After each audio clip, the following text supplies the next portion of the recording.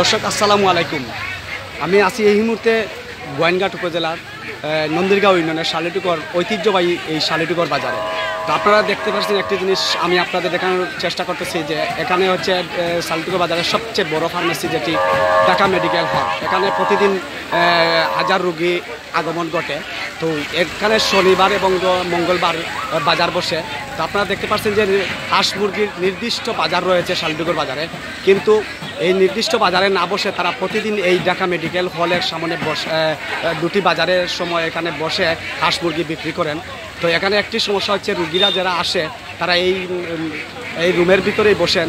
তো তাদের সামনে এই হাঁস মুরগি বিক্রি হয়। তা অনেক সময় এই মলের কারণে হাঁস মুরগির মলের দুর্গন্ধের কারণে এখানে অনেক রুগীরা বসতে পারেন না।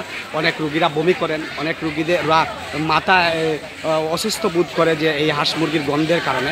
তো আমরা এটা বলেছিলাম ডাক্তার শফিকুর রহমানের সাথে, যিনি এই ফার্মেসির মালিক এবং এখানে ডাক্তারি করে থাকেন।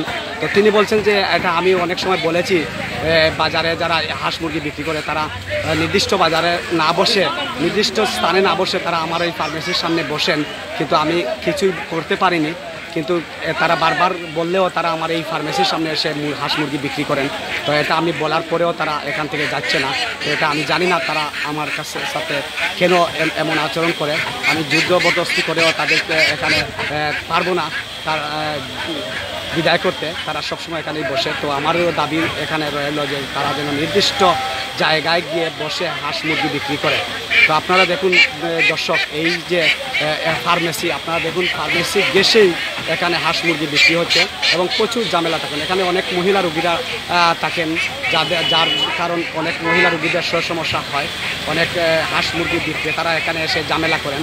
তো আপনারা একটি ফার্মেসির সামনে যদি এরকম হাঁস মুরগি বিক্রি হয় তাহলে রোগীদের অবস্থা কেমন হবে সেটা আপনাদের চিন্তা করুন, আপনারা কি হবে।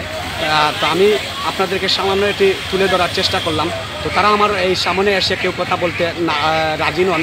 তারা সবাই আমাকে বলছেন যে তাদের সমস্যা হচ্ছে, কিন্তু ক্যামেরার সামনে এসে কথা বলতে নারাজ তারা। তো আমি জানি না তারা কেন যে এই বিষয় নিয়ে কথা বলতে নারাজ হচ্ছেন, কোনো প্রভাবশালী কারণে কিনা। তো এটা তারাই বুঝবেন। তো দর্শক, আমরা চাই যে একটি নির্দিষ্ট জায়গার মনোরম পরিবেশে ফার্মেসি হোক, যাতে কোনো ধরনের রুগীদের সমস্যা না হয়। এরকম হাঁস মুরগি বিক্রি করার স্থানে যেন ফার্মেসি না বসে। আমরা চাই একটা নিরিবিলি পরিবেশে রুগীরা এসে চিকিৎসা হোক। তো এইরকম যেন কোনো ফার্মেসির সামনে হাঁস মুরগি বিক্রি না হয়, সেদিকে আমি ঊর্ধ্বতন কর্মকর্তাদের দৃষ্টি আকর্ষণ করছি। সে পর্যন্ত ভালো থাকি, সুস্থ থাকেন। আসসালামু আলাইকুম।